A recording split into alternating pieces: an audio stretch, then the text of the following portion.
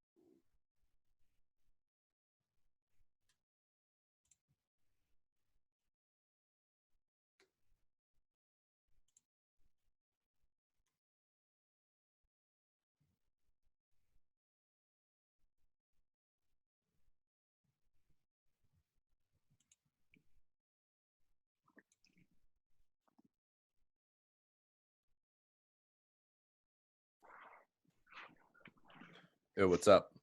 What up? How we looking? Let me see.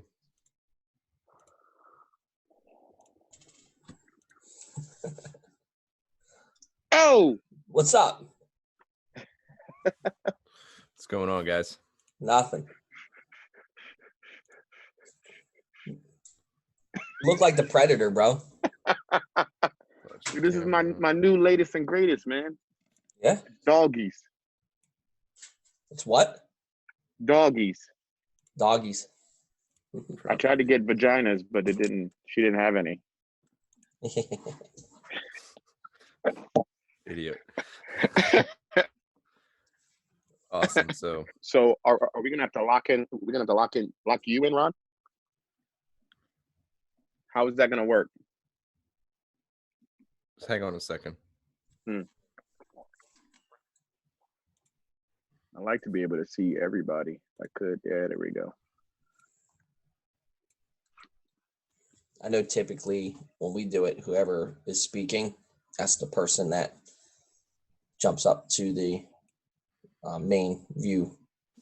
So you guys do Zoom or Skype? We're zooming. Hey, Audrey, you're not allowed. You're not allowed in this. I'm Yeah. awake and it's my dang house. I'm not going to be in the video. You nut. Make sure your things are in gallery view if they're not sitting.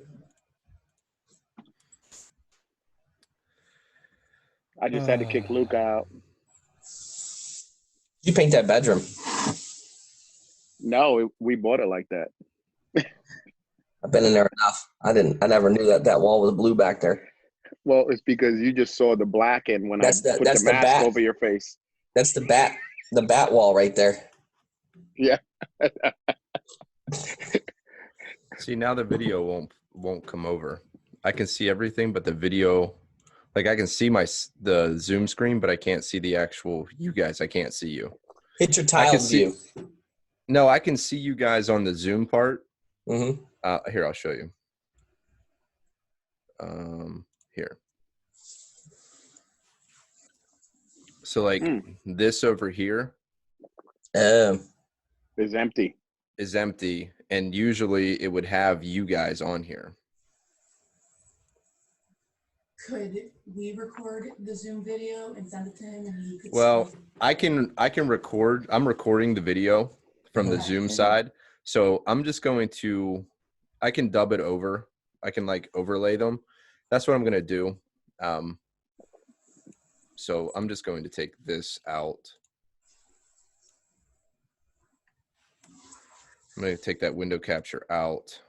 I'm just going to have me on this. You guys are on. So you're going to be on that screen. And once I go Facebook Live, they'll be able to see you guys anyhow. Oh, okay. Okay. So I'm just I'm going to go live now. All right. right. So do we have to like lag so the green space comes to us when we start speaking, or how does that work? I have no idea. Let's figure it out. All right, let's do it. Unless Chris knows. I have no clue. So whenever you talk, you see how the box around you? It doesn't seem like there's any lag. Yeah. All right, So- cool. All right, let me see what happens. Hey, I can go on airplane mode and go live still, right? Because I don't want to get phone calls during this. Yeah, you should be able to, or you turn on do not disturb, or so. Well, you turn because off you're your cellular. yeah, turn off your cellular. All right, Oh, give there me a you minute. go. Yeah. Audrey was good for something. Been doing it. Yeah, because if you go airplane mode, it turns off all your data Well, I think and your Wi-Fi. Yeah, I was gonna say, I think it cuts out Wi-Fi. Bro, Chris, remember that? Mhm. Yep. OBX strong, but look, I got the Beauty and the Beast chip. Yeah, that's because your big teeth. You bit your cup. Stop biting everything, bro.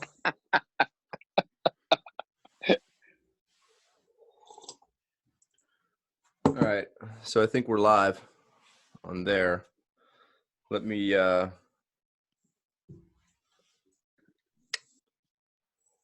Sucks. I only got like a half a cup of coffee. I know, Camera. But I got the weirdest webcam, dude. It's like underneath of my computer. yeah, nice. It's on the bottom. Yeah. Unfortunate. All right, so this is recording. We're good to go. We are good to go. All right, cool. Off. So that's good. They can see you. The only problem is they can't hear you On live? they won't be able to hear you on live because I got headphones in. So I'm How do I assuming fix that you're that? going to be like the orchestrator of the questions if we get any. Yeah, I'll definitely do that if anybody joins up. We got 7 viewers now. All right, cool. Let's just jump into it. And I'll kind of figure out the audio as we're going here to make sure that you guys on Facebook Live can see, or not only can see, but can hear these guys as well. I don't want the feedback on the microphone either, like from the TV, to try to get them to hear it. So I'm just trying to troubleshoot how to figure that out right now. But anyhow, thank you guys for joining up, and let's jump into it right now with another episode of Stars Podcast. We have Aaron Diaz. Here we go. Aaron Diaz in the house. And a special guest this morning, Mr. Chris Weber. Morning, everybody. So there he is. I mean, where the hell do we even start today?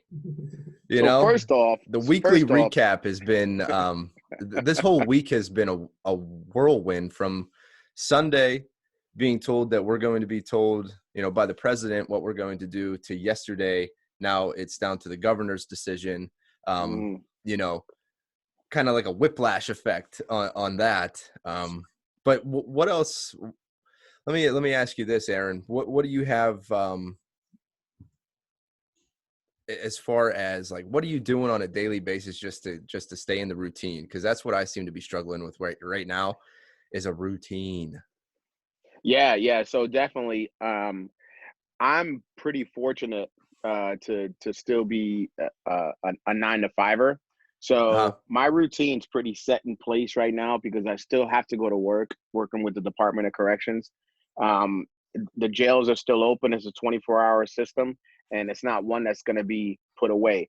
But, of course, the parameters, I have to be PPE'd up. We're getting pretty fancy on the masks. I'm thinking about doing some Valor Combat Academy masks. We'll see what's up with that. Okay, some Valor Combat Academy. Nice. But so that part of my day is pretty straightforward. The whole 8 to 5, 8 to 4 job position. What's happening at the home front, though? My kids are stuck in the house. My wife is stuck in the house. She had to get some additional income to be brought up so that we can, maintain our level. Trying to get that audio figured out. Go ahead, Aaron. I'm talking to the guys. Trying to maintain the lifestyle that we have, which is not extraordinary. We've as opposed to using like real butter, might take margarine, or there's just certain things that we had the comforts of choosing what food or what meat or what it completely went dead then.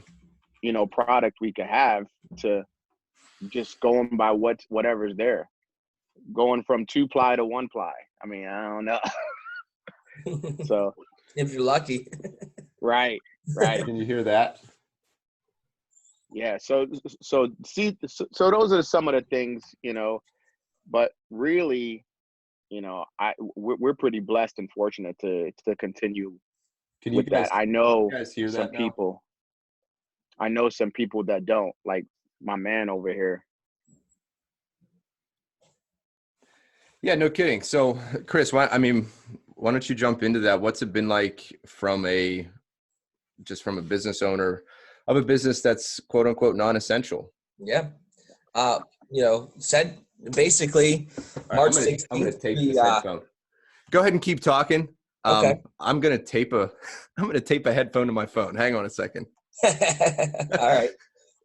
So March 16th, I guess the initial rumor came out that they were going to be closing all non-essential businesses. And then it went back to, it's a recommendation. So, but earlier that day, because of what was said initially, we decided to, follow the closing of the businesses, only to find out later at night that it was only a recommendation. But realizing that it was only a matter of time, and unfortunately being correct, by Thursday later that week, we were, effectively shut down anyway. So we remained shut down throughout those other 2 days, and we've been Morning, Zach. Shuttered since. But throughout that, we have to find a way to essentially stay in front of our students and continue to provide them with the option to have their training and some sort of normalcy throughout the social distancing and the shuttering of the businesses. So we pivoted, and we started along with several other academies and another you name it, almost every health club, fitness professional, anybody that is, trying to remain in business after this is over. We've all pivoted and moved to online lessons, private lessons, sessions, things like that. And that has been able to, keep the boat afloat, so to speak. Yeah. And, it's not obviously as great as being live and in person, but it's the next best thing while this is all happening and going on. And we've found some success with it. Sure, we've lost some clients, and then, some of them is, hey, this is not for us. Our kid is all over the place. We can't get them to focus. Some they're over there, they're getting on top of their tricycle and riding around in the middle class, stuff like that. So, they're, placing their memberships on freeze or on holds, or, other unfortunate situations happening is that, as much as you like to focus on your problems, you have to realize that everybody else is having problems too. And some people are getting laid off that were students of ours and things like that. And, this is not the best business move to be putting that out there, but I don't really keep it a secret. And I've told all of them, if you're impacted by this, you shut down and you get unemployed, or, you're having financial difficulties, the last thing I want to do is have you stop training. Obviously, if you can pay your tuition, it keeps me afloat, but to kind of like not maintain like another level of stress for them, or not give them another level of stress, because that's not going to be good for anybody.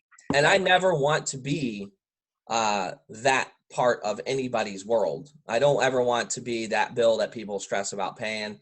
I don't want to be that place that people stress about dealing with.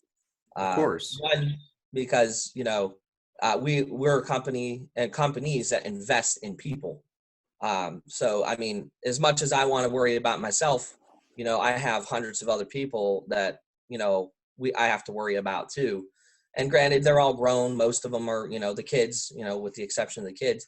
But, if the families are impacted by this, then the kids get impacted by this. And then all of a sudden, now they're ripped out of schools. Their martial arts program's gone.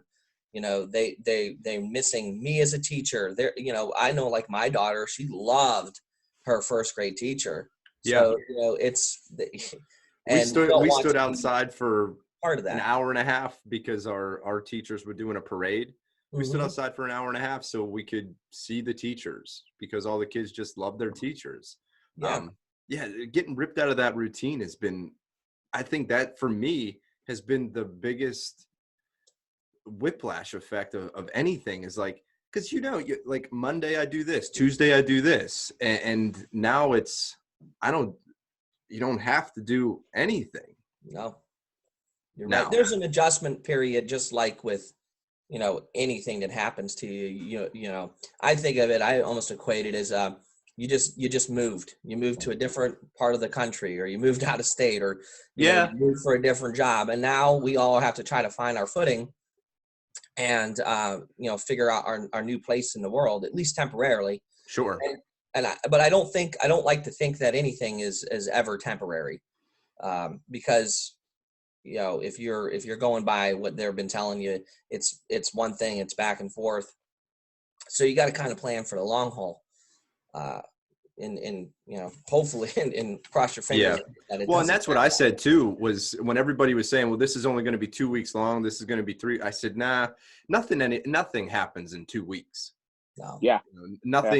Nothing happens in 2 weeks, no matter what you're doing. Those of us that have worked with the government enough know that's not true at all. 3 weeks is like 6 months. Right. Yeah. So I was really impressed with you guys and your ability to pivot and kind of jump on the Zoom meetings and really just do an online Taekwondo program. It's been good, especially for B. I know that she's enjoyed it. We picked up some of the pads that you guys had for sale, and so we can do a little bit more here at home.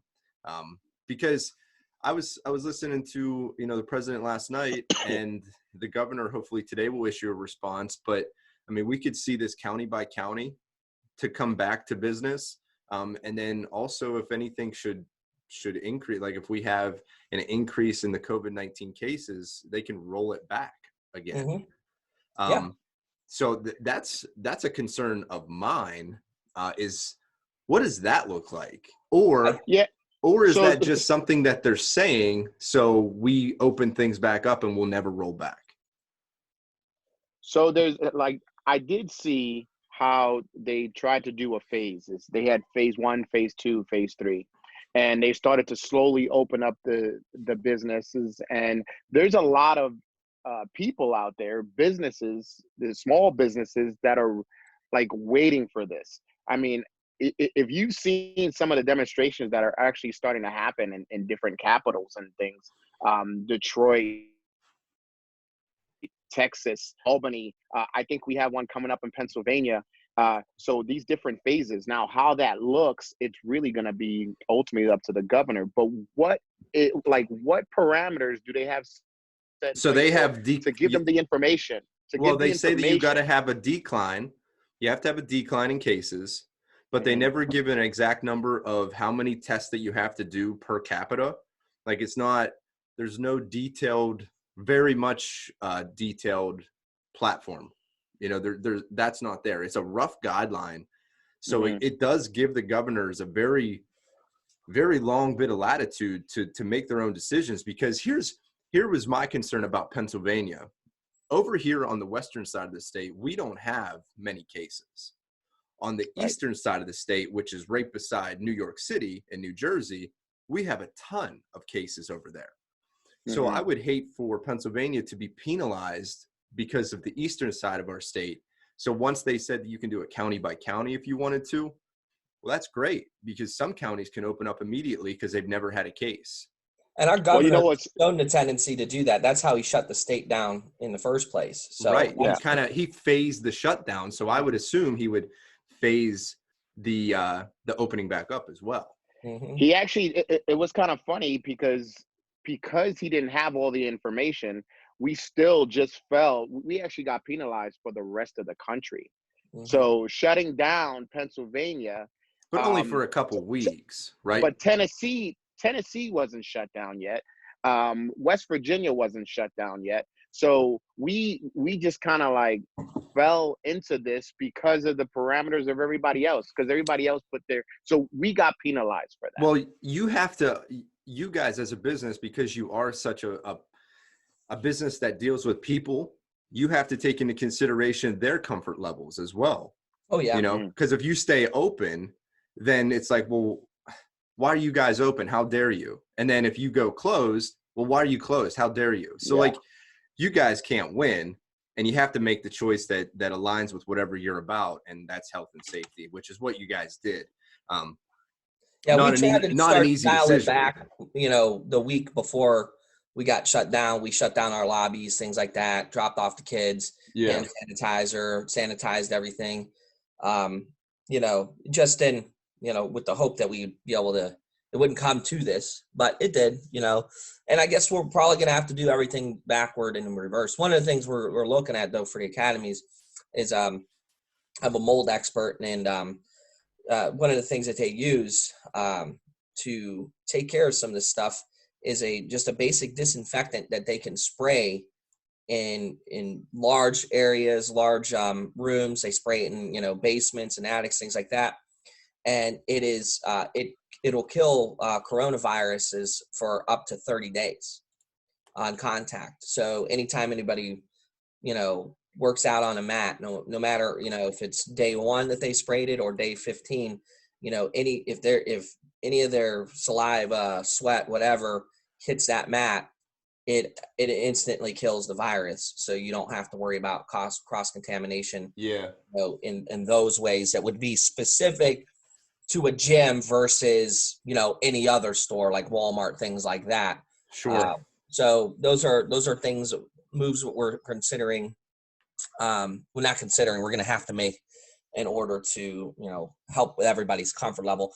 Of course. Another thing too is I think that just going back into the Zoom things, every time something like this happens, the first knee-jerk reaction is oh my God, what's going to happen to us? And then when you stop and you think about it, if you actually care about what you do, you're going to figure out a way to work through it, right? You're not just going to stand still and wait around on the sidelines for, other people to make decisions for you. Because if you think that's going to happen, just like we said earlier with the whole government thing, all these loan things, the promises that they make, I've lived it long enough to know that it's not going to fit for all of us. It's not going to work for all of us. I applied for everything, and I haven't received a dime. It dried up. They're supposed to come back out with, I think it's 220 billion or 22 billion or something like that. But I mean, even with that case, it's probably not going to hit my bank account. So I have to work with the inclination that it's all on me. In some places, it luckily hasn't come down to it, but some of the places that were, just with a little bit of a heads up, forewarning the possibility of financial struggles sometime during the summer, they were willing to work with me. I'm gonna put them on blast because I think they're disgusting people. My Hermitage landlords, however, they weren't. They told me, they said, well, come July, if you're having trouble paying your rent, the consequences will be severe. This is verbatim what they told me. So I said, I guess in my comeback as well, I guess, if we get this far into July, I'm not really worried too much about what your consequences will be, because as a nation, we're in a bigger problem than what's going to happen from you. That was the thing too. They were saying that China's I think it's their actual economy dropped almost 10%. Mm-hmm. Just in that couple months. So it's going to be the same. It's going to be the same story here. But like you were saying, Aaron, some of the places never shut down. I have a couple of the manufacturers that I work with in the kind of like the flyover states where they haven't had any cases at all. Like South Dakota. Yeah. Right. South Dakota never shut down. Not one thing. The Wisconsin governor, I believe, he goes, we've been social distancing for 150 years, so we're good. Right. They haven't shut down at all. Like some of the manufacturing plants that I work with, they have had zero losses at all. Like they haven't stopped any presses, any molds, nothing. So it's been great because we also had a storm that just came through. And in my business, storm response is a huge deal. You have to be able to pump out product immediately and be available and the whole thing. So if there's any storm disruptions, that's a huge problem. And luckily, they were able to come through, and a lot of our manufacturers, because we are essential in the electric and gas industry, we've been lucky. There have been some component issues that we've had concerns with from a procurement standpoint, raw materials, OEM type of stuff from China on our LEDs, but anything other than like kind of circuit board type things, we've been good. Yeah. So it's been nice. So with us knowing, everything that's happened so far, I mean, we've been doing this long enough. Do the ends justify the means? Like what we're doing as a country, is it? I think 100%. Yeah. Is it justifiable? Okay. Yeah, I think so because it just could have been so much worse. Yeah, I think to an extent, I think it was justifiable. Especially, I think that this that I don't know. I'm no medical expert. Goodness, I have a high school diploma, but I think a lot of it has to do with population density, guys. I really do. I think that it just as a natural species, like. If you just think about how any outbreak or even like financial situations, it all starts with where the population centers are. And of course, I mean, it's common sense that New York City would have a bigger problem than, the entire state of South Dakota. I mean, you can't, there's not that many people spread out across all that space, Yeah. So if we want to talk about justifying the means, the ends justifying the means. What are your thoughts on the early tracing of it? Like, let's say you go to the doctor. They're talking about this moving forward.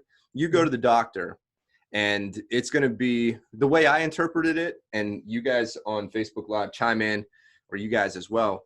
The way I interpreted this was anytime moving forward that you go to the doctor and you're sick, you're going to be required to take this test. If you come up positive for any flu-like illness, you're going to be then quarantined, not at the doctor's office. Like, I assume that you would probably be able to go home and be quarantined, but that's going to be the early interception. So they're going to be able to trace you. And then also, even a step further, if you becomes part of some registry. So anytime, like, let's say I would go on a run and I run by somebody's house that's on quarantine, it'll ping me and let me know that that person's on quarantine. Yeah, like the cell phone apps or whatever. What do you think about that? Talk about the Constitution of the United States. Like, But wow. we're in a health and safety constitution right now. We're putting a lot of things aside. No, I can't do it. You know what? I'm asking. I got you. The percentage of this whole thing, I mean, all they're doing is the probability of numbers. Kind of like mental health. If they think that they're trying to diagnose you for any type of, let's say, schizophrenia, bipolar, or what medications they might give you, it's all about a chance, right? Yeah. We don't have the actual numbers of any of this. This is put into an algorithm and then spit out into a numbers. Well, right? we have numbers. We don't have numbers because we don't have enough testing to show. Well, we don't have a full look at it, but we have enough numbers to make some decisions. It's still probabilities. In Mercer, we didn't have any of the tests. We didn't have anything. Right. So I know they're going by, like, I've been doing some research of this R naught factor, right? And this is to show how fast something will spread, right? It's still probabilities. It's still like just guessing of what will happen. Kind of like a Facebook algorithm. Like, if you plug in, I want tactical pants, you're going to have all these things in your feed about tactical pants, right? This and that's just for instance, to just try to make it where people could understand what I'm talking about. And not saying anything, but I'm not smart. Let me just figure that out. But it's just not. We don't have enough information to make these drastic things as far as ripping apart the Constitution about. You don't need to know if I'm sick or not. I can't do it. I can't do it. Your boss doesn't need to know if you're sick or not. That's why we have HIPAA laws, right? Yeah, that would be the main. That's the catch-all to be all right there, dude. I think the give doesn't match the take, right? So just think about how they've used other illnesses or things against this. For instance, in Pennsylvania, if you have a marijuana card, you can't buy a gun, right? Mm-hmm. You fill out a gun application. It asks, have you ever been diagnosed with any type of mental disorder or defect, right? I don't know how that could, translate later on down the road, but I just know that the more information they gain on you, the more they figure out ways to restrict your rights or to make it more difficult for you to obtain. My thing is the movement. The movement is my problem. Like, whenever you start restricting my ability to move freely, that's where I start to get a little itchy. Right. That's where my spidey senses are like, what's the slippery slope? Right. What's the slippery slope then? And then what comes next? And that's why I said, like, I won't do a drive-through checkup. I won't do things that are outside of my home or outside of, like, things that I feel like I can control where I go after. Because I don't want to be detained. I don't want my family to be separated from me. These are things that, like, I just worry about, as they're not happening now to anybody that I know of. It's just something that I heard yesterday, and I was like, huh? What? Wait a minute. Back up a second. And then furthermore, just like we saw with the Patriot Act, what are they putting into this bill that's being passed? Like, what are they getting? What is everybody getting that everybody's so hunky-dory to just agree with one another all of a sudden? And I'm going to bring it to you from a law enforcement perspective, for somebody who's done criminal investigations. If you think that they need any more information than we can already find out on you to figure out who you've been in contact with, what you've done, then you're kidding yourself. If you have any type of fingerprint on the internet whatsoever, you're done. If you have a Facebook, I can figure out everything about you. in the Department of Corrections, when I worked there, we had a system called WebTask that I could type in an inmate's name, and it would. I don't know if you guys remember how you used to, when you first learned to write essays, you would have the web, you would write your subject, and then you would do all the little. Oh yeah, like the little thought bubbles. Yeah, the thought bubbles off the side. That's exactly what it is. I type in Ron Jordan. It says Ron Jordan has sent money to this inmate, this inmate, this inmate, pops up on this person's friends list, this person's friends list over here, this, and then I can click on that person, and then it branches out to That's all amazing. the other people that they've been in contact with. So they already have these things. We don't need to give them more. Well, that was Zach. That's a good point. Zach was just typing in here that really what they are targeting are the vulnerable population. So your nursing homes, I think it was nursing homes. That was the biggest one because that's just where the most vulnerable population is.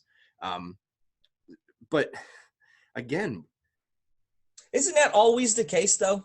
With everything, with every illness, with every nursing homes, with every flu, there's always a vulnerable population. With any situation, there's always a vulnerable population. And who dictates that? Right, exactly. In a war, children are obviously, and elderly are obviously more vulnerable than fighting aged individuals. I mean, in a pandemic, it's the same thing. And does it change? Can it change? Yeah, it can absolutely change. And then who? And then, like I said, who's making that call? Mm-hmm. Yeah, right. and then as far as this COVID thing, like the numbers for children for under the age of 10 is not very high. Like there's not very many people that are severely infected or severely affected. I'm sorry. So you're not getting children dying over this under the age of 10. Yeah, they're not. As far as the numbers, but now they are getting the virus, but it's not severe. It's the older population. It's the 60 plus. And what do you think about that? We shut down the world for the elderly population and the vulnerable. I think it's a tough question. I think we have to take measures to protect them. I don't think that is wrong at all. But I think that they probably should have been a little bit more. There should have been a lot more consideration placed into it. Now, granted, this is being very sensitive to people that could lose a family member or anything like that. This is probably yeah, and we don't I lost an aunt to it. But this is the thing. They are going to take the precautions already. I mean, we can't say that they're not taking care of themselves. Now you're forcing them to take care of themselves. I just don't understand the give and take. What it's doing is it's placing it's taking faith out of the society, right? It says that you can't take care of yourselves or you don't know what's best for you. Yeah, we know the nanny society. Right, and that's the dangerous thought process, right? You don't know what's best for you. We know what's best for you. So this is what we're going to make you do. And I think that is, again, we're going to go back to this probably all day long. It's a slippery slope, guys. Yeah. And that's where I end up at with a lot of this is I'm okay with most of it right now because I'm affected. My dad's affected. He runs a long-term care facility. Like he's in the nursing home all day long. He's wearing a mask all day long and telling me about this. And he's scared the absolute shit out of me about this virus because of how quickly it spreads and how it spreads and everything. And we don't have any medicine for it. Yeah. So yeah, I think that's the issue. Like since we don't have a vaccine, since we don't, and I know that I joked with you about the herd, the herd theory or the herd herd immunity. Yeah. So the reason why that would work is if they had a vaccine, and that's to go in cohesive with the people that could be immune or they're asymptomatic folk. That's when that type of herd immunity would work. Since we don't have a vaccine for this and we don't know, how we can combat that or test enough people. In South Korea, they tested it was probably 30% of their entire population. So they had real concrete numbers, figuratively, to create a better percentage. We didn't have that in the US. So the first thing we did was to social distance everybody. And really, the small percentage that it was affecting the most, they're not small business owners. They're not freaking people that are going to school every day. And that's just where I'm at with that. Like it's unfortunate, the small percentage of people that it was affecting, for what we know so far. It just it's not justifiable to me. And I'm sorry, I'm being insensitive to some of the people that may have lost somebody, or, I don't want anybody to get sick. Right. Well, I think you're in that position because we did the social distancing and it never made it over here. Mm-hmm. I think you'd be singing a different tune if we didn't do anything. I really think do. that what we did and what we are doing right now is exactly what we should have done. When there's an unknown threat, right, in the military, right, or in law enforcement, is an unknown threat. You dig your trenches, you figure out how to get your arms wrapped around it, or what your next move is, and then you pivot and you base off of that. We've dug our trenches, right? We've locked the country down. We've socially distanced. We're figuring out what's working, what's not working, what affects this enemy, what doesn't affect this enemy. And now we've made a plan to move forward. The only concern I have is whether or not they're willing to do what's right now. If fear is going to override, facts, and if, we're going to continue to, because I think now we're to a point where we understand what's happening, where the threat is, and we have an understanding of right what this. So let me ask you this: whenever we get back, we do though. I still don't think we have the understanding.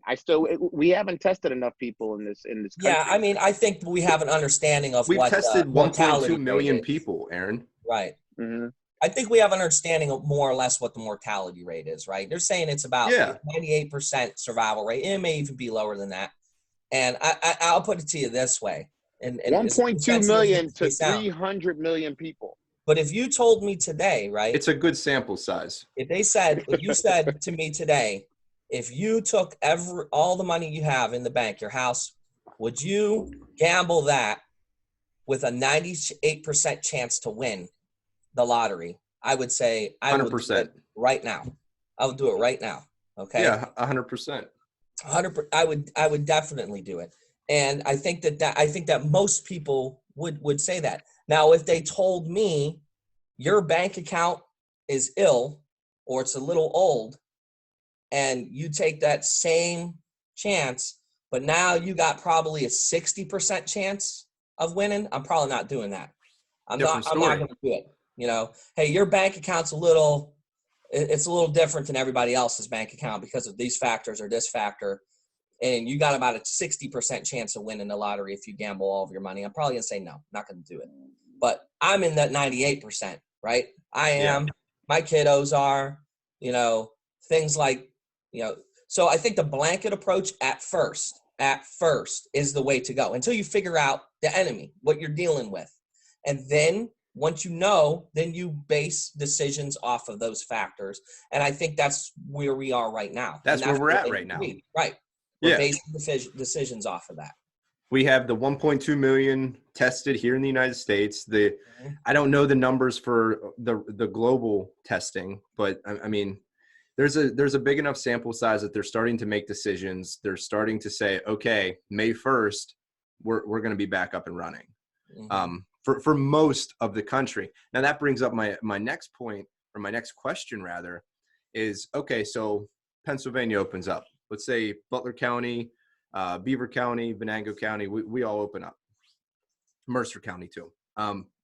But let's say Ohio doesn't open up, or West Virginia doesn't open up, or the county next to us doesn't open up. Like what does that look like then? Well, I think it just you just have people. Listen, man, people are going to always find a way to get or do the things that they have to do. All right, they're always going to find a way. Yeah. I think that you know, I deal with inmates with all the restrictions that get placed on them and some of the incredible inventions that they've come up with and I've witnessed and seen that first of all, it's hard enough to control 1,200 people, let alone, 300 million people. And then, just like the Ohio governor. So, well, okay, I'm just going to give you guys, the more they try, the more we're just going to figure out ways around it. So, Pennsylvania liquor stores were shut down. I don't know if most of you know, but I like whiskey, and I went through a lot. So I had to go to Ohio to buy my next batch.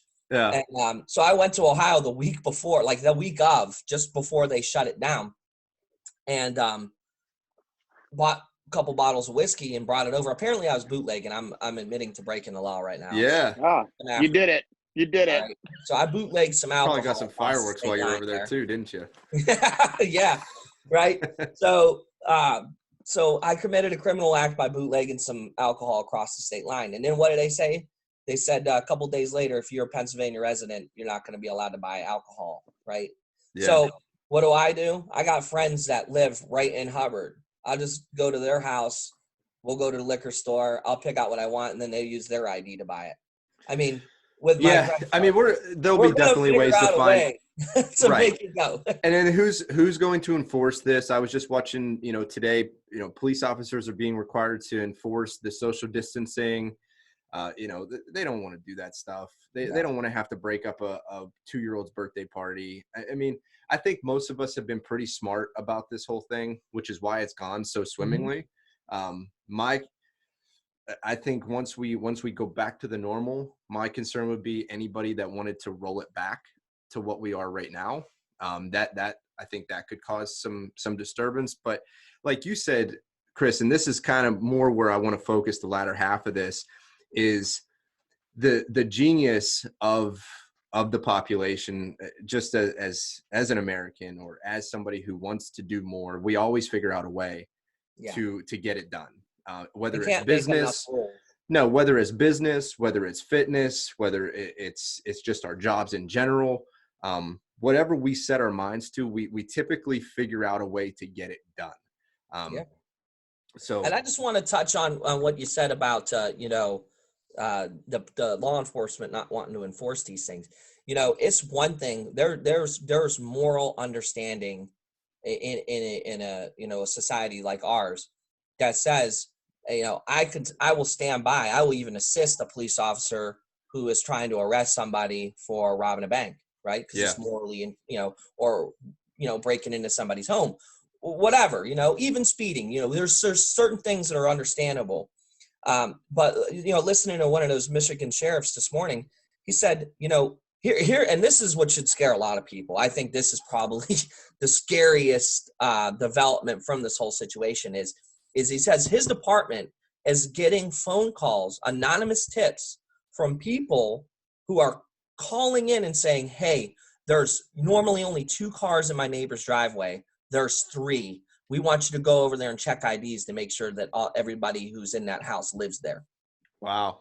He says, I'm supposed to send my officers to go now. He's like, you're putting us in a position that's going to put unnecessary danger on my officers, because I'm not one of these people, not yet at least, but there are some people that are going to rage if a law enforcement officer shows up at their door wanting to know who's in their house. That's not a moral dilemma for most people. And then putting that deputy or that law enforcement officer in jeopardy, in danger, of possibly an altercation. Right. So for what's going to happen? That's really not hurting anybody. Yeah. What's going to happen when you said, hey, I was just going to check IDs, and all of a sudden, God forbid, there's a cop shooting because of that? Yeah. Think about how many officers get hurt just showing up to domestic disputes. And now you're essentially imposing one. You're forcing one where there wasn't one to begin with, because now they've showed up and some person has now taken it extremely and they've hardlined at it. Personal, that you are there and violating their rights or their sovereignty on your land. And I think that that's where some of these measures become unnecessary, or just, and then maybe even as we get back, people but maybe telling on each other. I know, but maybe as we get back to normal and people get a little bit less scared about they could be possibly infected or whatever, whenever the scare level comes down a little bit, I think we see a lot of that go away. The tattletaling and even the California governor, he said, the old adage, snitches get, and then he's like, well, here snitches get rewarded. Yeah, I was like, that was weird. That was weird.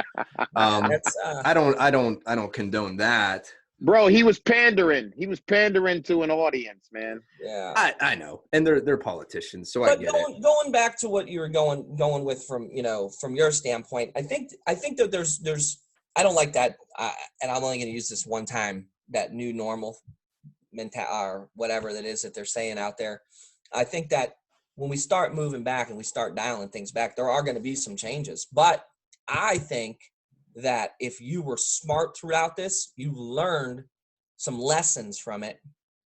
And, with the whole second wave, they're saying it may come in the fall, things like that. We should be prepared for that as business owners. And now there should be no excuse moving forward that if something happens like this again within, a relative time frame, 5-10 years, that you're not prepared to pivot and provide services or do what's necessary to keep your business afloat, or, do, as long as it's within, it doesn't drag out. All right. So how crippling would it be? Let's say, because they're saying now that this is cyclical, right? Mm-hmm. Yeah. So how are we going to do it next time in, let's say, the next flu season, which will be in starting October? So I that's think where that they're talking about that get early their arms wrapped intervention. around it a little quicker, right? So before it gets to where it is, and we're this far, into the restrictions, I think we're probably not going to see that level of restriction again, unless it's a new thing, right? So I think we're going to have kind of an understanding of this. But I think that as a business, things that I've been doing, things I've been considering throughout this is, one, I'm not going to let the online platform completely die down whenever we're able to go back to full on scheduled classes. I'm going to keep that in some sort of hybrid fashion, right?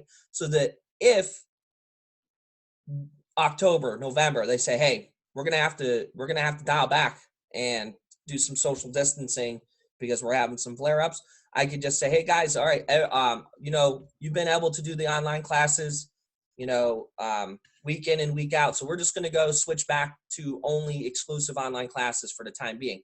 And then there's less of a shock to the customer base, right? Because most of them will already have a level of understanding and be ingrained into your system, right? So I think that when this first happened, it was, should we do Facebook Live videos? Should we do Zoom videos? Should we do both? And then teaching your customers how to interact with that interface. But now that we have our footing, we shouldn't lose that footing. We should keep our customers capable of that, of being able to do this online training, just in case the switch gets flipped again and we have to resort back to this, because then it's not so much of a culture shock, right? And people know what to expect. Right. And now teaching my instructors how to do this as well is going to be part of my instructor training system, because I had to quickly try to figure this out. And I got lucky because some instructors, they try to jump in head first, full 45-minute long classes. Then they were so worried that they were going to lose students that they had planned private lessons, 15 minutes a piece for 4 hours before those classes. And they didn't realize how much more laboring teaching online classes are than teaching classes in person. So especially if you're an introvert, like you're not used to being in front of the camera. Yep. I mean, what are we creating? Yeah. Yeah, I mean, well, we're giving them the ability to, but, we're discussing with some of the customers.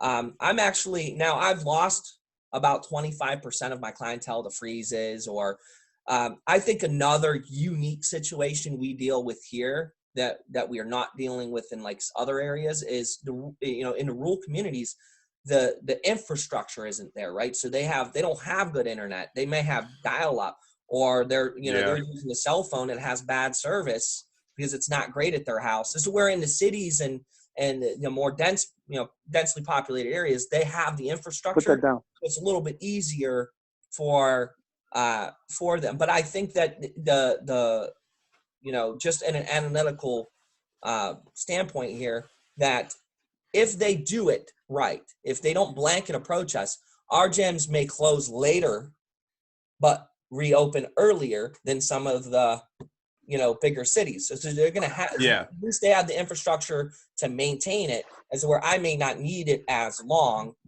all right, as some of them may. So I think that, it kind of balances out to that extent. And now that we're building an online library with online curriculum, I actually have people messaging me and craving, because we were kind of already doing a little bit of this before. We were doing videos of our curriculum. Hey, this is what we're teaching you guys this week. So come to classes and use this as a supplement. Now we're just going to do more of that, and we're going to do it live and interactive so that the students will have some familiarity with it, and it won't be such a culture shock the next time this happens or comes around. And another thing too is I'm seeing family members training in their living rooms with their kids that never stepped foot on the mat before. Yeah, that's that's the other side of this too. Yeah, is Yeah. the bulk of family time that's come about. You and your daughter were sparring yesterday. Yeah. In front of me. You know what I mean? Like, these are unique situations. We've never seen it before or done it before. I've been in your house and in your basement. I've been in your studio. You've been in my academy. But now that we cannot do the things that are now, we just have you fight your daughter down in your basement, right? Yeah. It's crazy. It's great. I love it. Yeah. Dude, she hit me with that kick to the face though. That's no joke. Yeah. No. Now I know. Yeah. Get your hands up, right? Now the buy-in's a little stronger. So like, Chris, regarding like in a business mindset dealing with adults now, because I think that it's more apt for kids to jump on a Zoom or to do online stuff, or I mean, I could be wrong, because there's a lot of adults that are just like, look, that's not me. I have ADD, right? Yeah. So it's really hard for me if I don't have like the physical like stuff going on, having the environment, having the brick and mortar. It's gonna be real hard. Like, I'm also not an online educator. Like, I can't do online schooling. I have to have a physical barriers. I have to have a desk, a classroom.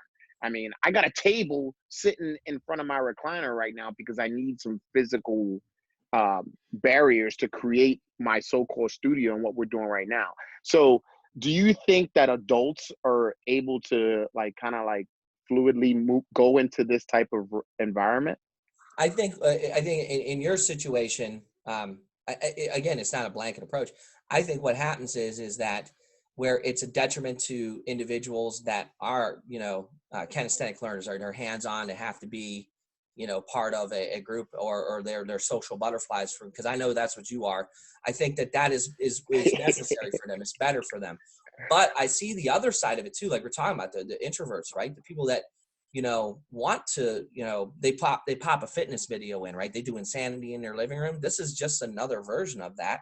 That's the way I was thinking. I think the world's going that way. They got those years, they got the Pelotons, so now instead of being linear, you're playing to both sides of that, and for some people it'll just act as a supplement. It adds value. It's added value to your program, to your system, right? So there's more of an inclusion. And another thing too is a multiple school owner, and this is going to benefit, I think, us with Meadville as well. With my leadership class, I'm going to be experimenting with simulcasting it. So I'm going to be in Grove City teaching leadership the same time as my instructor in Hermitage is teaching her leadership class, and we'll be able to interact and bounce things back and forth. with the Hey, you student. know what's funny? Like churches have been doing this for a while now. Right. Like So we're we're some just of us are catching just up. trying to get some traction on it. Right. So, I mean, it's just crazy. It's innovative. And I think that especially when we're able to get back into the academies again, that if you did this right, you're going to grow from it. I think Yeah. that, Yeah. you know, I'm not trying to survive. I'm trying to thrive. And I want to figure out, you know, where the next move is going forward. And you know, like we've been talking about, right? Regional, national, things like that. We may be teaching people all the way in California because they like our program and they think the online part of it is better than anything they can find live, right? Or you're not alienating those people who live out in real, you know, deep rural communities, and they want to get the training, and maybe they only want to make the drive in every month to 2 months to come to a live class, to do their testing live in person, and they do the rest of it online with you, you know, as long as the quality Yeah, is there. that's what I believe there's going to be a considerable amount of erosion when it comes down, especially with what we do. Mhm. I think that it's really hard for us to simulate stressful environments Yeah. in your home, you Sure. know. Some But you could at things will be least get you could supplemental. at least get a start, you know, Right. where it's like Chris was saying, it wouldn't be the entire program. You would have to, I mean, some sort of hybrid type of program, or even if they didn't want to test and things like that, and they just wanted to take your classes, I think that's okay too, Yeah. just as long as they get some of the mindset piece of it. That's the biggest portion. I mean, Yeah. Right. anybody who does any of this stuff online, whether it's the Peloton, the Mirror, the Beachbody, whatever, you're doing it on your own, but what you're really getting is that confidence. Right. Yeah. That's what it all comes back to, is having that confidence to kind of move forward with it. I think Yeah, that, but you know, you got companies like that make millions of dollars selling just audiobooks. Yeah. So but the whole like having stressful situations in sanitized environments, you know, as you know, doing stuff on the mat, like yeah. Okay, Ron, I'll give you something. So like the BJJ videos that are people just putting out, do you think that they can go against someone who is been rolling around for a Of month, course let's not. say 30 days? Yeah. No, of course not. Those aren't the same training. That's not the same Right. training. And it wouldn't be the same training for Krav. It wouldn't be the same training for Taekwondo, I don't think. Yeah. But I'm just speaking from my nephew's standpoint. I used to watch that kid. I call him a kid. He's a grown man. But yeah. He's I on used the to live, watch so be him. careful. Yeah, sorry, Jeff. Don't come and choke me out, bro. Because he but can. but I would tell you right now, as a supplement, I used to watch him. I walk by his room. He's sitting on the floor watching YouTube videos on his laptop, just getting it in his brain. Yeah. You know what I mean? Not having to actually do it, and then just waiting for the opportunity to apply it, right? Yeah. Visualization is a huge portion of training. Right, right. We can supplement some things, right? Like Aaron's saying, I agree with you. You cannot simulate training hanging out in your living room, the stress that's induced with it. But what we can do in a lot of cases is supplement that and then set people up for success, right? So that when they get to the course, they're automatically more comfortable. They're already bought in and they have some degree of understanding. And then when you do that, you're providing better customer service. And the other side of that is that a student that you may have lost because it was too much for them to handle all at one time has now been able to digest and process the information and is on their own, capable, on their own time, and and is capable. So immediately, one of the things Aaron and I discussed was we should be doing these videos, and this is as an addition to our program. We should be doing these videos prior to and sending them out to our customers that have signed up for a basic course and say, okay, here's stance, here's grip, here's how we want you to draw the gun, and do the things that you can do on your own in your living room safely. Right. And then we'll already have those tactics somewhat ingrained in you. You at least hear the verbiage, you know what we're talking about. Sure, we're not going to not teach it to you. We're not going to assume you've done the homework or set yourself up, but we've given you the opportunity to. So that's be not going to ahead. fall back on us. And then It's kind of like an open book test. Right. Yeah, it lays the groundwork. Absolutely. Right. You know, whenever you go into something, that's why I like that I took the basic course with just the airsoft guns. You know, it just gives you that level of comfortability. Sure. I mean, people are craving this stuff, right? They're craving it. They're watching old football games. Right? I know. I was watching one guy. I was talking to him, and he said, "I'm watching last year's March Madness because this year's got canceled." I'm like, did you fill out your bracket? Right. You know, I can't do the gun course, but I'm going to watch the video on the gun. Perfect course, bracket, right? first time ever. I can't do the Taekwondo class, but I'm going to watch the video on the Taekwondo class. I can't do the Brazilian Jiu-Jitsu class, but I'm gonna watch the video on how to roll around, right? And you know, you don't know. I see people they're wrapping their wives up, at least throwing them in arm bars, things like that. You know. Yeah, what I mean? I got in trouble for that. Yeah, don't do that. Early on, that got shut down. Yeah, she put an end to that. But Done. I mean, just because in the tactical world, one of the things we always talk about, and Aaron will remember this, is limited asset deployment, right? So when things hit the fan, you may not have the ability to have all 25 of your team members there suited up, ready to go before the guy's ready to take the hostage out. So when the time comes, it might just be you and a handful of guys that may be as well trained, not as well trained, and you're going to have to work your way through it. And you're going to have to muddle your way through it, but with the hopes that the outcome is you're at least attempting to make the outcome better than what it could have been, right? It's the same thing. This is just a limited asset deployment. We may not have the black belt instructor there showing us how to roll through, you know, and pass a guard and go into an arm bar with our wife, but the wife's there at least trying to help you out. Okay. Yeah. You know, or, you know, I may not be there in your basement to help you spar or help your daughter spar, but I'm there on the camera talking you guys through it. It's a limited asset. It's a supplement. It is a means to justify an ends that may not be perfect, but at least we're attempting to try. We're still inching our way closer to that ultimate goal, which is learning. Whatever the task is, that's what we're trying to do. And people are creatures of habit, right, guys? So, limited asset deployment. I like that. Yeah. So people are creatures of habit. If you allow them, you know, good habits breed more good habits. Bad habits breed more bad habits. If you let them stop training and they start to fall into that laziness, they don't hear the verbiage. They don't hear the words. You're not in front of them. They're eating more potato chips. They're watching more TV. We all are. But if that's all we start allowing people to do, our clients, our customers, then we have failed them as being leaders, right? And that's what we are. We're leaders in the community. Right. We have to be the ones that say, we can't allow this to happen. We got to do more. So agree, this Chris. Could be so this whole COVID thing could be a totally different mindset for business and business owners. If you don't have this, structure into your business plan, you're gonna fail. Because I know Chris are not going anywhere. Like I've told him this before, we are too motivated to fail. Like we will be scratching and clawing, picking the scab. We be doing whatever it has to. And granted, it might not look pretty at first, but we're gonna get it. Well, that's what everybody needs, though. You know, everybody needs that stability. They need to be able to look to us. Like you said, Chris, we're community leaders.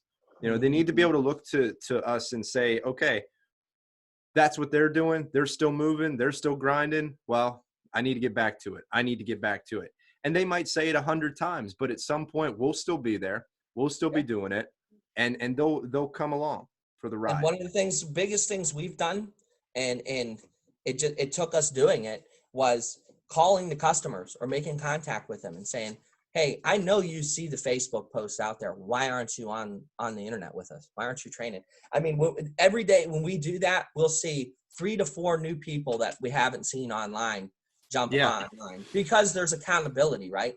When there's physical, in the CROV program, right? How much do we get on each other when you didn't see somebody for last week, right? Hey, where were you last week? What are you doing? Oh yeah, right? Yeah, man. I got called out. I got called out for not being on the online classes for sure. Yeah, exactly. I was And now like, all of a damn, sudden, bam, there's Ron online, right? Yeah, I got to be at So, kickboxing and Krav. right. Like, shit. So it's learning to take what we do naturally and now apply it to the online platform. Yeah. And that's one of the things I learned was you gotta get on people and call them out for being lazy or not doing what they're supposed to do. And he's called me out too, Ron. No, Chris didn't call me out. Chris didn't call me out. Lydia called me out. Yeah, Lydia called him out. She messaged me. Yeah, she messaged me. She's like, "Where you been?" She put it on one of my posts. Yeah. I'm like, because I said that I missed everybody. She's like, "Well, where the hell you been?" Yeah, it's not like we went away. It's not like we went away, right? I think that those are good things. These are good tools that we're learning. So we've been physically calling or messaging or making contact with every customer, not as only as a means to get them to continue training because we don't want to lose them as a customer, but one, to show them that we're invested in them and making sure that they're okay. And another thing we found out, and this just goes back to what I was talking about earlier, is some of them didn't want to do the online lessons out of guilt that they couldn't pay their tuition. And we quickly remedied that and said, that's not the case. If you lost your job, if there's a financial situation because of this, then we want to be your relief from it. We don't want you avoiding us or being afraid. We will figure all of this out afterward. Even if you don't pay me for the 2 months that we've been doing this, I don't care. I would rather let everybody know that it's never been about the money. Sure, the money is great, but if you look at where I live, it is a stark contrast to how nice our academies are, because I don't use the money for my house. I use the money for the academies, for the people. And sure, I don't eat ramen noodle every night, but I'd be willing to, if I had to keep my academies open and to keep everybody that was with me before still in it. If that's what it took, like Aaron said, we're too motivated to fail.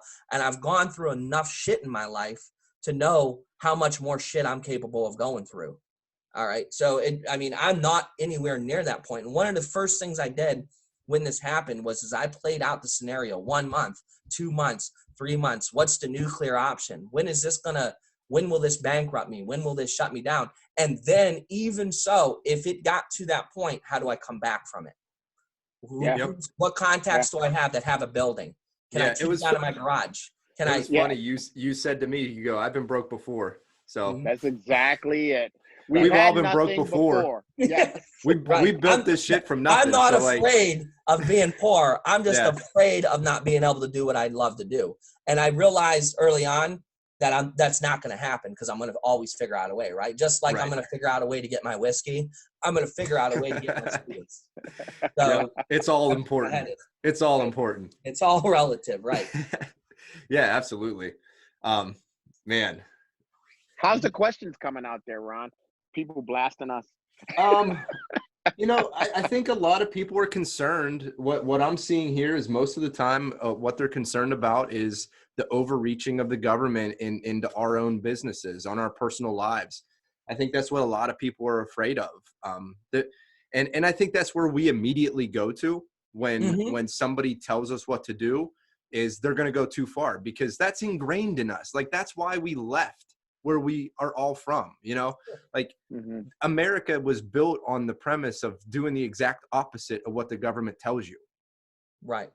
Which is, so of course we're going to be concerned as soon as they tell us to shelter in place and not go to work and not go to our gyms and not go out to eat.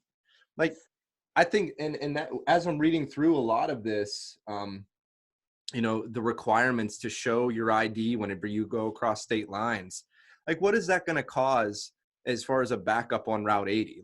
That's never going to happen. You can't do it for interstate commerce. But that's really what I'm reading on a lot of the comments. I think that's an interesting thing of this is the division in the states, right? There was real early on. I don't know if anybody caught this little blip, but there was a situation with Florida. They were saying if you come over here, we're doing this or we're doing that, or we're going to send you away.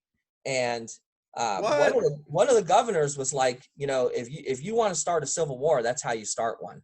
I mean, there was some I didn't catch interaction that happened between a couple of states where course it was that Florida. verbiage was actually used. And it's, it's the United States of America. It's not sure. I mean, people accept different, and I guess they really don't, because it's been a fight that we've had for years, right? My driver's license is just as good in California as it is in Pennsylvania, right? Right. But your concealed carry permit may not be, right? Sure. This is an issue that we've been fighting with or going back and forth with for decades now.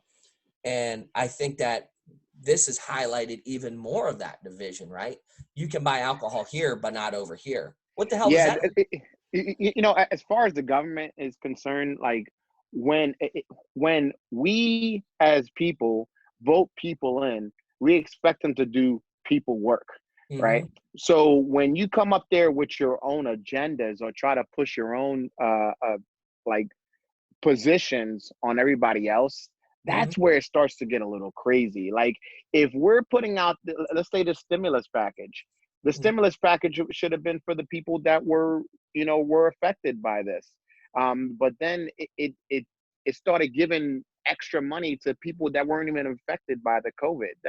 It's just so much. Talking about what?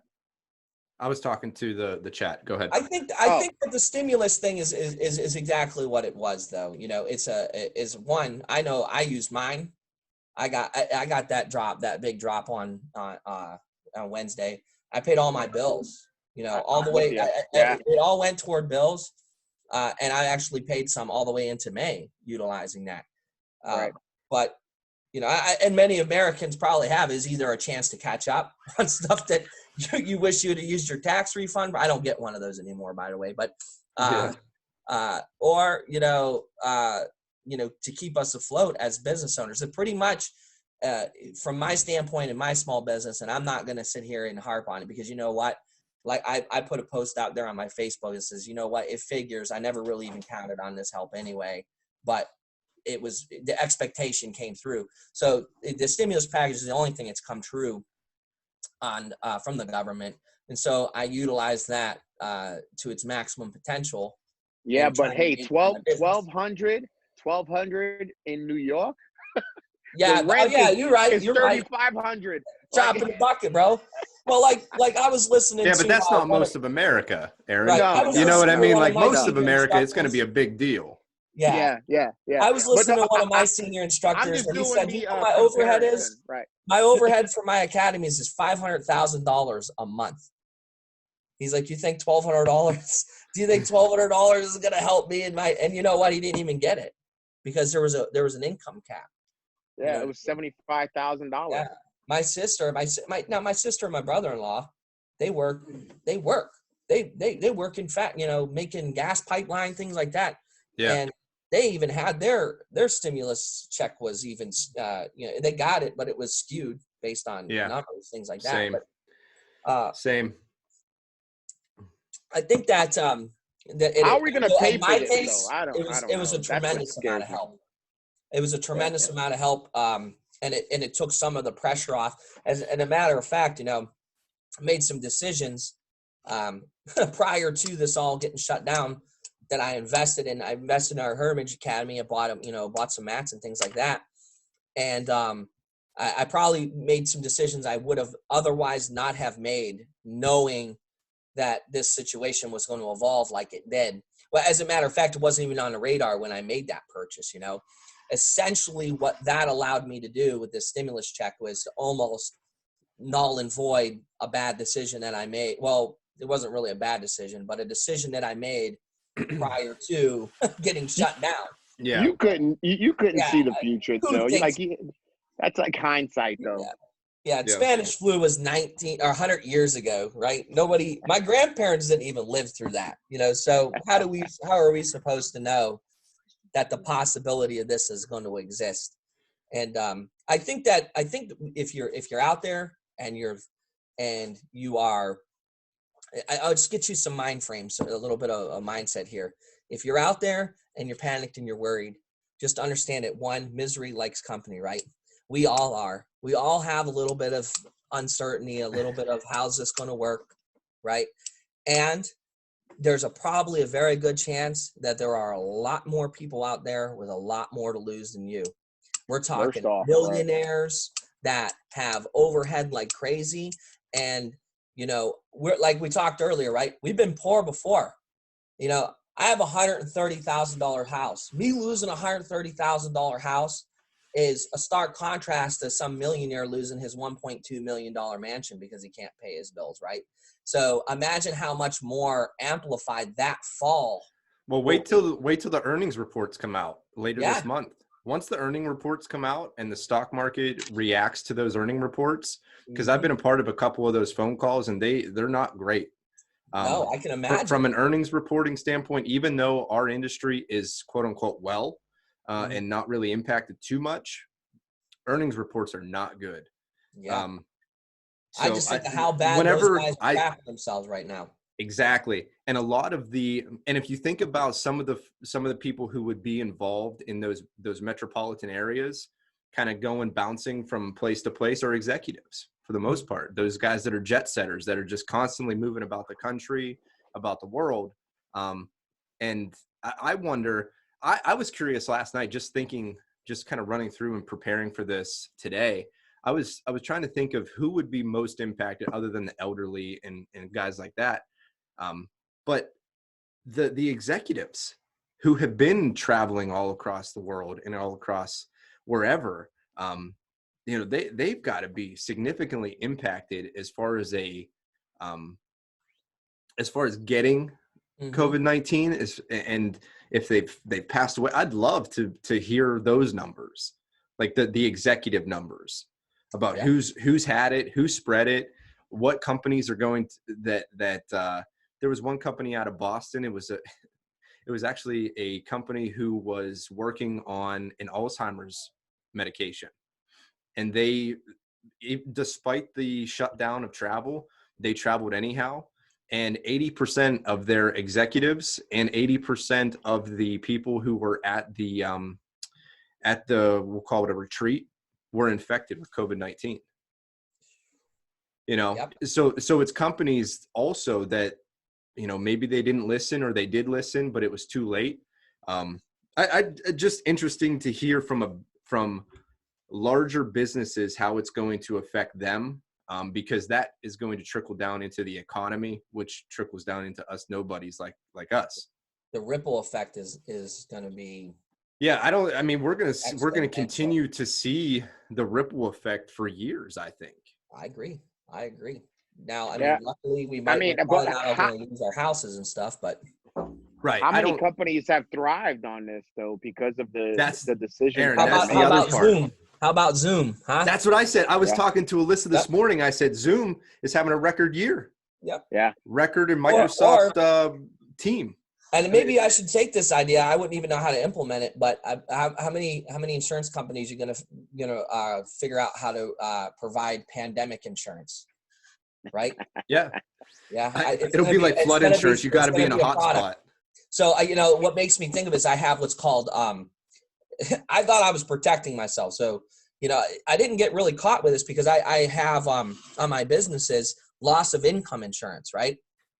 Basically, if I lose use for my buildings, I have loss of income insurance. You know what overrides your insurance policies? Natural disaster, declared emergency or disaster. It takes away all of your insurance. It basically pushes the burden back on the federal government or the state governments to take care of you. In a state of national. So whenever they say it's a national emergency, you're like, oh shit. The worst thing that can happen to you as from an insurance standpoint, because it nullifies, it takes the burden right off the insurance companies. That's how my insurance company wiggled their way out of my loss of income insurance. Because, you know, immediately I was like, hey, it's time to cash in on this, homie. And they were like, but you know what's funny? That same insurance company is going to go ahead and ask for some government money so that they can take care of some of their losses. Exactly. Well, that's just like the PPP program, right? They're going to pay their employees and their bills with it. That's just like the airlines, right? That's just like the airlines. I'm actually still waiting for my refund from the airlines. So the airlines got a huge freaking stimulus out of this, right? But what's going to happen they're going to take that stimulus money, right? And then they're going to like lower the prices of their tickets. People are going to jump all over it. And so they're going to take money hand over fist from both sides. And then in a year, be... they're going to charge you $100 to change your flight. They're going to charge you $75 per bag. They're going to charge you oversized bag fees. You know why? Because they got their money, bro. And it all come out of our pockets. Right. They don't care about us, man. It ain't going to really make a difference to them. Yeah. And you know what? You're kidding yourselves. Anybody out there would, you can chop at it, whatever you want to. You're kidding yourself. You don't think they're going to take care of them. You're absolutely They crazy. already did. I know. They already did. But if you think the next time it's going to happen, they're going to take care of them. They took care of them back in 2008. They took their banks. So my question then becomes this, and I can't answer this, and I don't know if any of you guys can. I'm not a money guy. I don't understand the currency trading and things like that. But since the global economy has been impacted by it, because the dollar is always the strongest form of currency. Mm-hmm. What does that do? Does that drop the value of the dollar and the global currency down? And are things worth more now? Or is it all the same? Does it stay consistent? It's relative, but I also think too it would some of the countries that have industries that have benefited from this may see their value go up. So like India. If you had a strong medical supply industry in your country, you may see the benefit from the virus as to where another country that suffered, and lost, because they couldn't produce whatever their main product was because everybody was sick, may see their money go down, and like also the vaccine that they're working on. The largest producer of the ingredient is in India, and they're gonna start going the reagent producer. What was it, hydrochloroquine or something like that? Yeah, the hydrochloroquine. That's the therapeutic drug. That's the therapeutic drug. The actual the vaccine that they're working on, the guy from Oxford University was talking about it. They've done human trials already. Because it was treatment for another disease, and they're seeing not the malaria disease. It was a SARS. It was a SARS-like disease. Yeah, we're talking about vaccine, and that's already passed clinical trials for other uses. So that should speed up the process of that coming through. But that's out of Oxford University, and then also the place that they partnered with is out of. I want to say Brazil, but I could be wrong on that. But there's a partnership. It's for the reagent, though. How many of you are afraid of we getting these tests or these vaccines and then seeing 10 years from now on the commercials? If you were given the COVID-19 vaccine well, the whole reason why they have all of that testing, you're entitled to money. Because the whole reason they have the testing and all of those trials is back in the 60s. There was a drug that got pushed through for women who were pregnant to decrease nausea, and the women who were taking it, they would carry their babies full term, and then the babies would be born without arms and legs. Ow! Because they were taking this medication, they traced it back, and that's why there's so many levels. Yeah, they released it on a mass. They released it on a mass, scale. And then so they learned their lesson from that. But Chris, I'm with you on that. Now that these things are being pushed through, but what makes me think that it's not, I don't want to say that it's okay, but it decreases my being scared is it's already been used for other stuff. Yeah. Like the drug's already been used and humans have ingested it and it's worked and they haven't had any adverse side effects. But man, could you imagine, hey, COPD, and then now you got a class action lawsuit. I fall back into what I know and what's familiar with me is in the Marine Corps, when we were doing operations in Iraq, things like that, one of the things we always got talk those shots. Remember the shots that they gave? We always talk about operational risk management, right? So what is the mission? What are we trying to accomplish in what we're going to do?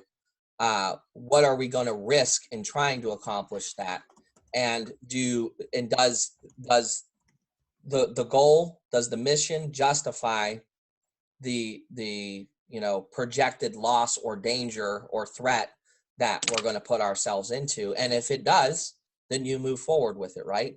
So if the vaccine makes more sense than the death toll or the economic impact or the loss in small businesses or in the social breakdown of our communities, then I guess then that's what we have to accept that and move forward. But I think that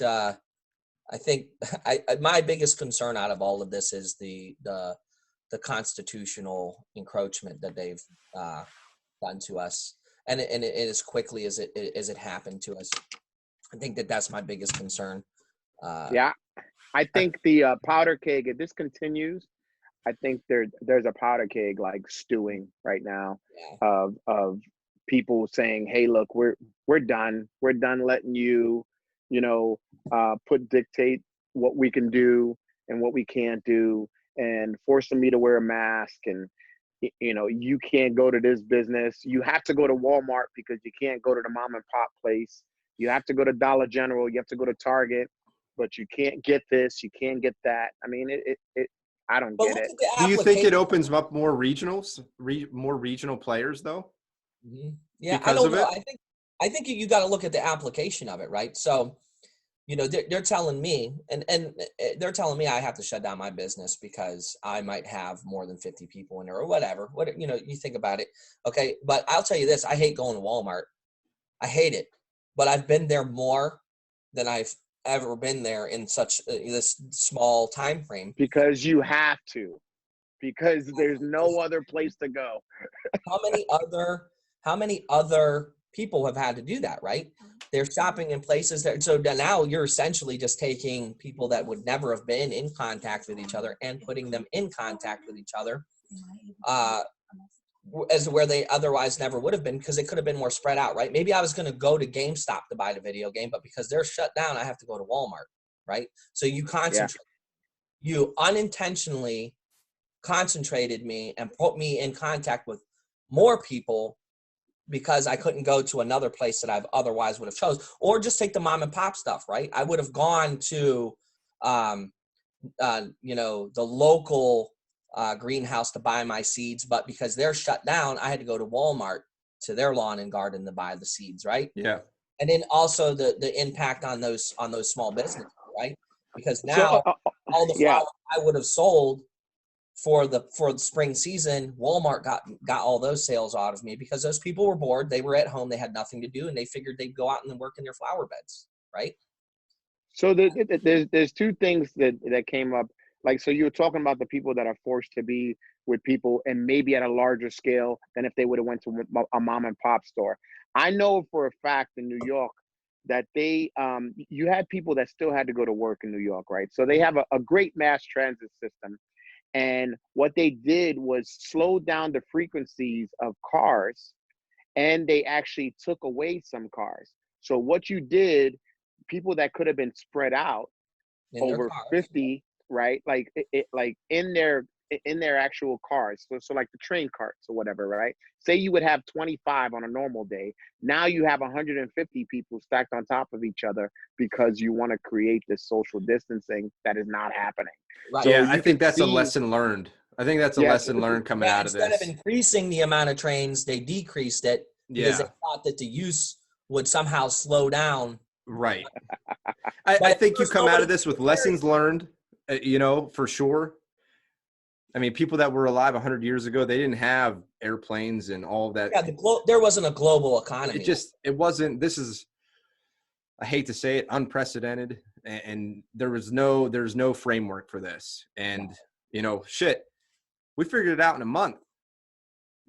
Not figured it out, but we're at least all relatively safe. We're still, business is still afloat. Miraculously, we're finding ingenious ways to still connect and provide a value to our customers and to our friends and to our family. Still being able to stay connected with Zoom and all of this, the technology, and that's kind of another piece of this that I've fiddled around with is like the ability to work from home. Now, how many more companies are going to close brick and mortar because they're like, shit, we didn't even know that we could do this, but now we know we can. And what's Why that would gonna we do spend to $10,000 on a brick and mortar building? what's that going to do to the real estate market on that? And that's something that I'm watching for as a businessman, because, you know, talking to other school owners, things like that, I'm really thinking that in the next year or two, the power is going to be in the leasee's hand. Where are you going to find anybody? You know, you don't need office space anymore, because 50% of the workforce that used to use them is now they're all doing it from home. If the companies can do some sort of analytical work on that and see that the productivity was still the same or better, or even suffer just a minor loss versus the overhead that it takes to have lights on in a building, gas on in a building. Bro, perfect thing. Like, I don't need 6,000 square feet. I can do it at 1,285. Right. I can, because I only need 50 people here. Yeah. And I'll have 50 people at home. Right. It makes sense. And then, like you said, a hybrid where once a month you guys all come in and we have the lunch and learn, and, you know, or twice or whatever. It could be a hybrid situation. Yeah. I think companies are going to realize, and it is going to be, if you looked at the phasing portion of what the government came up with yesterday, is they want companies to phase their employees in and out, right? So like phase A and phase B. So phase A employees, you work from home on Monday, Wednesday. Yep. Phase B employees, you do it on Tuesday and Thursday. And then half of you come in on Friday early and the other half of you come in on Friday late. That's what a lot of the linemen were doing. Where you had all that my space, customers. Yeah. Where you they were rotating shifts. Everybody at one time, you don't need that space now. The DOC did it. Like, the DOC freaking has designated survivors. So let's say you got 4 people, like a deputy, a warden, a superintendent, and someone that watches over the correctional management or whatever, right? What they've done, instead of having 4 people at work, they said, we're just going to have 2. You other 2 are going to work from home, just in case something were to happen. And that's what it was. So if everybody got sick, you have someone that can pretty much take care of the institution that wasn't affected. Yeah. Yep. Insulating themselves, right? Yeah. It's a little more protective, you know, and I think that some of these large buildings, there's going to be a lot of empty real estate out there. And I think that the price of this is going to come down substantially. And I'm kind of happy for it, because I get to renegotiate my lease here next year. And, boom. Yeah. Hey, on top of like the lease and the government outreaching and all that, what are you guys thinking about the whole inmate releasing into the population? What problem does it fix? What made up problem was that creating? I don't understand that at all. Wow. Man. So yeah, I was at the forefront of the whole they were deal. Like coming into the prison, but they've been in prison and they're within 9 months of their release or whatever the abstract rules are. So that otherwise not even been sick. And I'll tell you one thing, like, we're pretty, my institution is pretty secluded, right? So we haven't had any cases. So evidently we are like cut off from the world. Yeah. Why would we send people out there to get more infected and to infect more people? Or why would we increase that population now? Or why would we send people that already have a tendency to fall back on a criminal element into a jobless, non-working society right now, where there's nothing for them to do? There's not, like, nobody's really hiring. I mean, sure, they're going to be, or they wish they could, but it's all in the kind of jobs that they could get. You know what I mean? Yeah. So, because they got criminal backgrounds. Yeah, they got criminal backgrounds, so they're gonna have less. They're gonna have less. They already have less opportunity, and now they have even less opportunity. So now they have more excuse to do whatever it is that they were probably going to do anyway, because recidivism is ridiculous anyway. But I don't think that solves any problem. I think there's hidden agendas there. I think what you did was maybe possibly create more victims. Because what I know, because I run a veteran service unit and it deals with reentry, what I know, if they don't have a job, a family background, somebody supporting them, they don't have the funds, the means to transportation to go anywhere, what they're going to do, fall back to exactly what they know. Mm-hmm. They're going to go back to doing the same criminal activity. And those are real percentages. Those aren't just made up numbers that you put in the algorithm. Do you think like, more? This is do true. you think more people would get caught doing things like that now because there's lack of movement, so you can't really be under the radar of just everybody moving around? Do you think because the people that are moving around get caught more now? Ain't nobody catching anybody. People that move, criminals, even when they were being looked at to know that there were criminals, they were still doing criminal activity. Right. I mean, I guarantee you the drug dealing market has increased exponentially. I guarantee. Probably through Zoom. People don't have anybody to work. They don't have to go to work. They don't have to worry about being drug tests. They don't have to worry about nothing. They're sitting at home. They're bored. Maybe they weren't, And that's the other dangers of this isolation, of this other stuff too, right? Is poverty, depression. It kills more people per capita. That's exactly what's hurting. I think the people of lower income areas, and like those are the people that are getting affected. Well, they're the ones that also live right on top of each other too, right? And they're also ones that could barely make their rent, or they don't have the job. Those jobs that are considered non-essential, now they don't have that. That's where the unemployment is going. That's why it's skyrocketed. And not to mention the people that can't get fed now, because there were people that were going to schools to actually get fed and get lunches, right? Also, I know that me and Ron talked about this before. Me dealing with people that were sex offenders, do you know how they were caught? They were caught because they told their friends, they told their teachers, they told their guidance counselors at school, to go. Abused children, abused wives, spouses, right? Yeah, like all that stuff's gonna freaking skyrocket. Now you've created more victims, and nobody has a voice.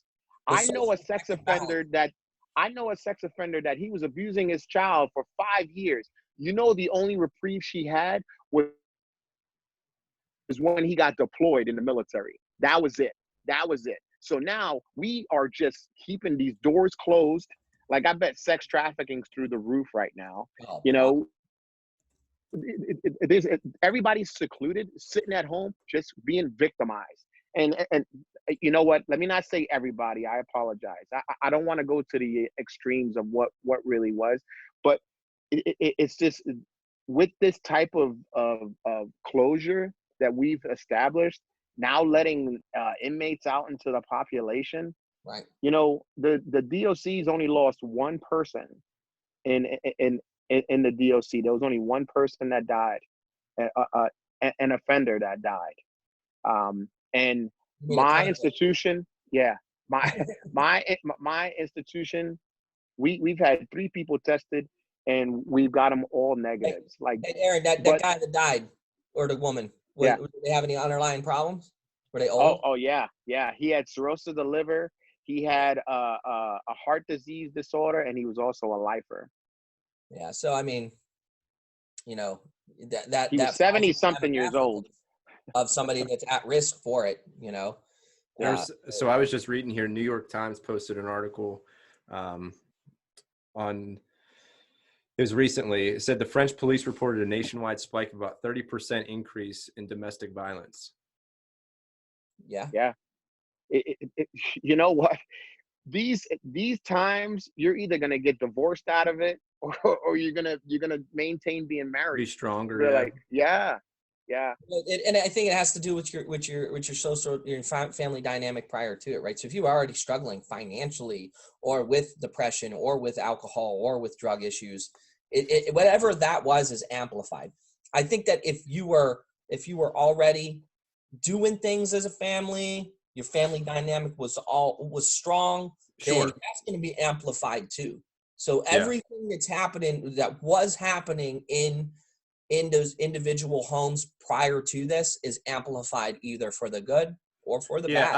I like that. It is amplified because nobody, and I was talking about this with Alyssa, was like nobody's going to change anything overnight. Nothing's going to happen overnight where all of a sudden things are going to be really great because we're together all the time. You know, if it was great before, it's great now. Yep.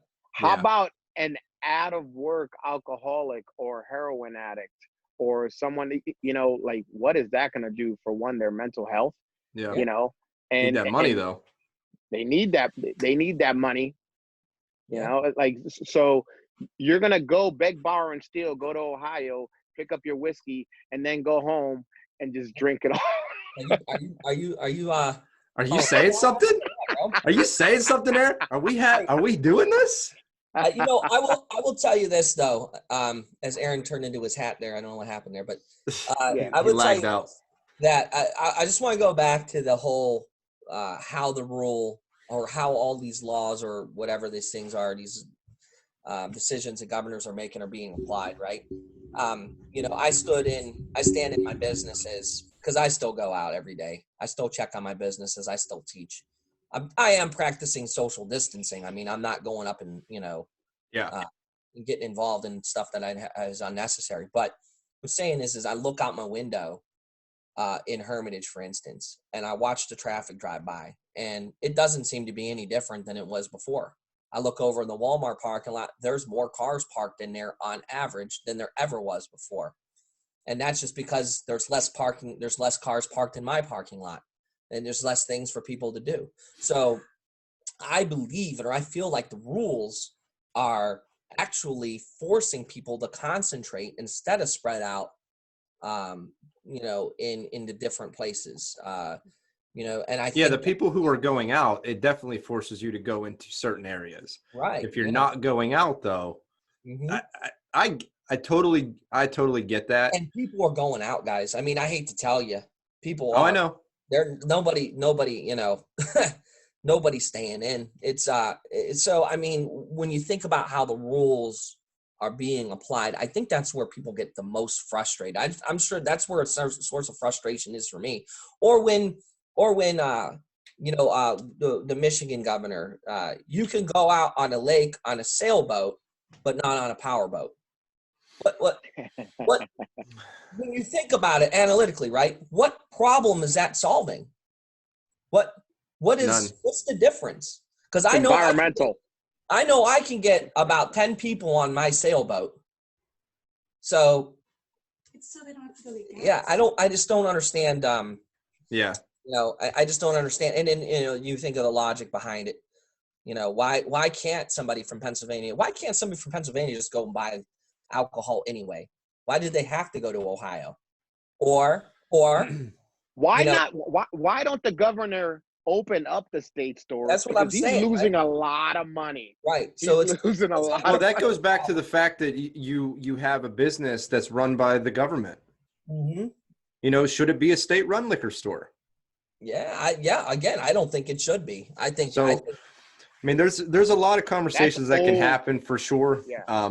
But I think the main conversation that everybody's worried about right now is that overreaching piece of it, and everybody's scared. But I think once we get back to a little bit more normalcy, don't close your eyes about what's happening. Right.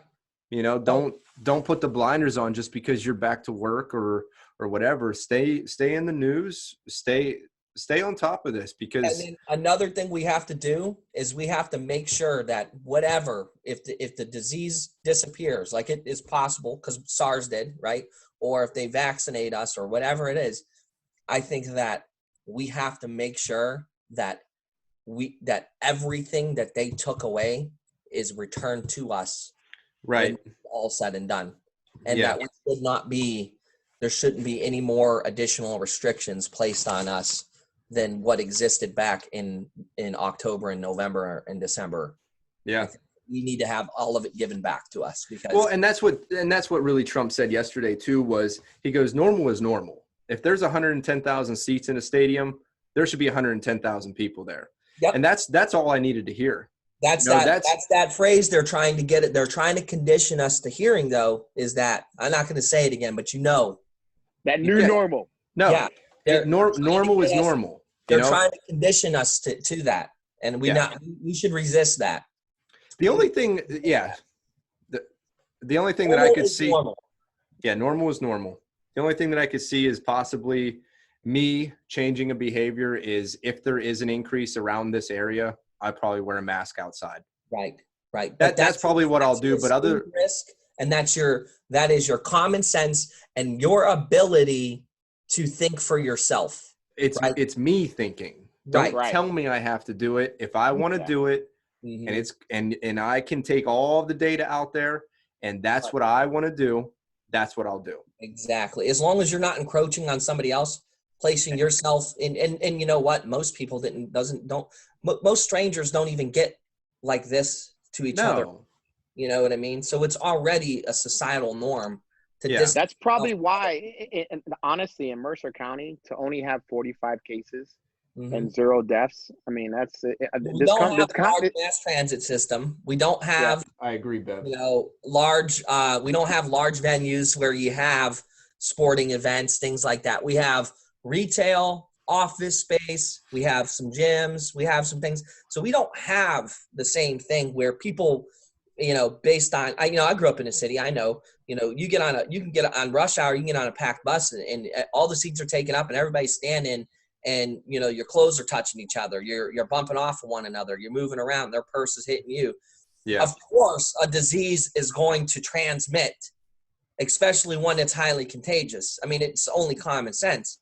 And then but it's very different for the rural communities and the cities. It's going to be a different approach to handling it in society. It's a different approach from all of it. But I think just being a proponent of free thinking and being able to do things the way that I want to take in the data, and I want to make sure that I can do what I feel is necessary for my safety and my protection, whatever.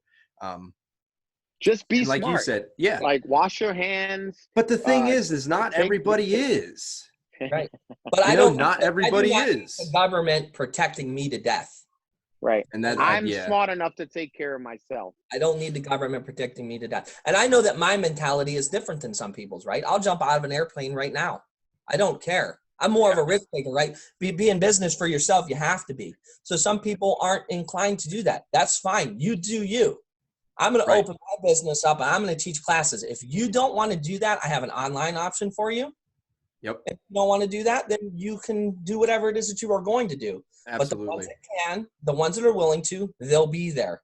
The ones that want to do it another way, they can do it another way. The ones that don't, they're going to anyway.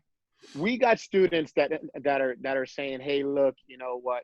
We support you guys, but I'm not going to come in there during this time until this is all over." Totally get it. Like, we're not forcing you. Like, you're educated enough to make your own decisions. Right. And if you're sick, stay your ass at home. I don't want it either. Yeah. I'll tell you, that's going to be a big thing that changes for people now. I think it's like whenever you used to have the sniffles, you would just, I'll just go into work. I'll sneeze here and there, but whatever. Dude, if you sneeze out in public right now, it is bad news. People are ready to draw down on you. They're like, somebody was coughing through a parking lot and got a gun drawn on them. I know, that's what I've been reading stories about this stuff, and I'm like, that's crazy. But I think that's the one thing that one. Yeah, right. Right. Like, listen, dude, Krav hands are up, son. On the social decay, though, I think what amazes me, of course, early on, the reports of people, hoarding and buying everything. But, the supply chain held up. That's the first and foremost. But then as a business owner, too, the amount of support that people were giving, I think is a testament to the fact that even when it seemed like the world, and for a minute, every bit of news we were getting was, this is happening. People are dying. We got to lock this down. We're going to take this away now. This state's doing this. And despite all of that, people were like, hey, how do we still pay our bill to you? Is there anything you need? Can I take care of you? My customers were 100% like, we need you to be there when this is over with. Yep. And, and to be honest with you, I wouldn't imagine us being a high priority on many people's lists during a pandemic, but we were. I mean, it's ridiculous to think that we were strong enough as a society and had the morals enough to still, even though the world looked like it was burning down, go to a karate school owner and say, hey, we need you to be there when this is over. Is there anything you need? It's well, other than going to work and eating dinner, that's where we live. So. Right. Yeah. I mean, You know? I honestly think that it could have been 10 times worse. God bless, God thank it wasn't. But I still think that people would have been still out there looking out for one another. Yeah. You know, I think once the initial shock and the people that were always going to be panicky and not look out for you anyway, I think those people were just going to be that way anyway. And I think that maybe some people, and this is nothing personal, but you may want to look at what some of your friends did when this is all going down and maybe rethink your friends list a little bit, because that's the kind of people that are going to stab you in the back and step over your body to get the last drop of water. Those are the people that are going to come after you whenever they run out of food and whenever they can't take care of themselves. Yep. Panicky well, people, this right here is probably about 70% of my circle. So, yeah. panic, So let me dangerous, guys. I agree with you. I want to switch gears off of that though, just for a quick second, because I do got to jump off here, but I do want to talk to you guys because a lot of what we talk about too on Stars Podcast is about not only the motivational piece of it, but what we do on a consistent basis to keep our routines, to keep our fitness levels going, to keep our minds right. Chris, what are you doing on a daily basis just for your own training, for your own well-being, I guess? So one of the things is that I have to. I'm a thinker, and if I'm not careful, I'll stay up all night thinking about things. So I've been writing things down, working through problems, and accepting the fact that what I have to do now is different than what I was doing 4 weeks ago. So I'm focused on what I want the business to become when this is all said and done. Adjusting curriculum. I'm getting rid of some of the curriculum that was frustrating to teach. It was frustrating to learn. And then I'm also, I've been doing some work at the academies to make them bigger, brighter, and better for when the eventual reopening does happen, as well as as far as my training, essentially learning how to become a fitness coach online. And luckily with my wife and my other instructors who were able to, they're young anyway, they can adapt to these kind of things. Yeah. But my wife, she's been sitting there hours upon hours learning the Zoom interface, learning. So we're growing. And I think that if you did not take the opportunity to grow from this experience, then you wasted a hell of an opportunity to come out of this bigger than you went into it. And on the other side too is remember this, guys, if you were making excuses about not having time to do something before, if you didn't start doing it now, it wasn't because you didn't have time to do it. Yep. Because you weren't prioritizing it. So yeah, my training has been teaching classes online because their work. All right. And then learning how to do it. And then, figuring out how to make this benefit me and my students later on down for years. So yeah. Awesome. Aaron, what have you been up to? Yeah. Soft? Definitely getting soft. But one thing I do know is that I have been like really engaging with my family so much that I've created so much of a foundation now that me as a family, the Diaz clan is really concrete. My kids know who I am. They know how I feel. They're like, I'm there in their face. because when this is all said and done, we're going to go back to our normal lives, like me and Chris, and I'm not going to have that same interaction with my family that I did before. So just building that foundation with my wife, my kids, and just spending every bit of time that I can with them, and keeping them healthy, keeping their mental state right. Because when this is all said and done, I'm going to go back to, hey, look, I'm only going to see you 15 minutes before you guys go to bed, because daddy's got to go and try to, make, like, mold other minds, which I love to do. My wife's all about it, but I'm just embracing that time with them, just so they know where I'm at, and the love that I have for them. And that's really my new normal. And plus, I'm not drinking, like every night. I'm not doing the whole, I'm going to sit back, get fat, and be an alcoholic. I'm not going to do that. I'm still eating right. I'm still, and like I said, just mainly embracing the time with my family and just trying to create a normal. What have you been doing, Ron? To piggyback off what Aaron's been doing too. I mean, we've been having family game nights just about every night. We've been doing a lot of movie Monopoly watching early on. Yeah, no Monopoly. That's strong. And then after 2 nights going about out talking to each other, that was the end. Here's the deal. Whenever you do family game night, when you're first starting out family game night, do quick ones, quick card games, like 30, 40 minutes.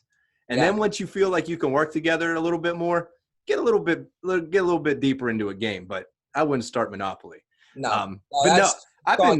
He's too strong. Yeah, listen, I've been training my ass off. I've been just training hard. With my inability to go to jiu-jitsu and go to Krav and go to kickboxing, I've ramped up my running. I have a 50-miler that I'm doing in August. Nobody has said one way or the other if it's going or not going. So I'm training like it's going. I had a goal that I was going to do a marathon in May. I'm still going to do that. If it's on my own, it's on my own. Whatever. So that's what I've been doing. I've been doing it's called a 500 swing kettlebell workout. I've been doing that on my off days. I've been using the Peloton. I've been trying to hit that leaderboard as much as possible on the Peloton, and doing a lot of road running. Nice. So, but one thing that I have changed that I was doing before, not doing, but now I'm doing again, waking up early. I was sleeping in until like 8 o'clock, and it's just like, I wake up at 5:30, 6 o'clock. I feel gross. Yeah. Like, I haven't been able to get anything done. Every day. Yeah. So that's something that I changed. The last 2 days I've been getting up early, and I just feel better. I feel better about it because that's what I was doing when I'm working full time. I'm still working full time, but you know what I mean, like traveling and things like that. How about the ridiculous amount of more stuff you can get done waking up at 6 a.m. versus 8 a.m. It's absolutely insane what you can get done. And how much quicker I can get stuff done, not during that time, but even after the fact, because I don't have other things on my mind because they're already done. Right. Yeah. It's like if you wake up at 8 a.m., you turn around, it's noon. And you're like, oh, yeah, I ran out of time to do stuff. And then before you know it, you're talking about dinner. And then before you know it, you're brushing your teeth. You're like, I didn't do shit today. I've been taking up the dinner planning and taking some of that pressure off, because we got 3 kids we're teaching through school right now. Yeah. So I'm the first grade teacher, Mr. Weber in the house. Yeah. She's the 7th and 8th grade teacher. Dude, I failed tests already. I'm the lunch lady. So that's what we've been doing. Now, occasionally lunch lady, has to take a break to do business. Lunch monitoring. Yeah. So that's what we got going on. I mean, it's just interesting to see how, we can still adjust and still make these changes. And I do agree with you guys. I mean, it's nice to have what we have going on with our families. And I think we need to evaluate that.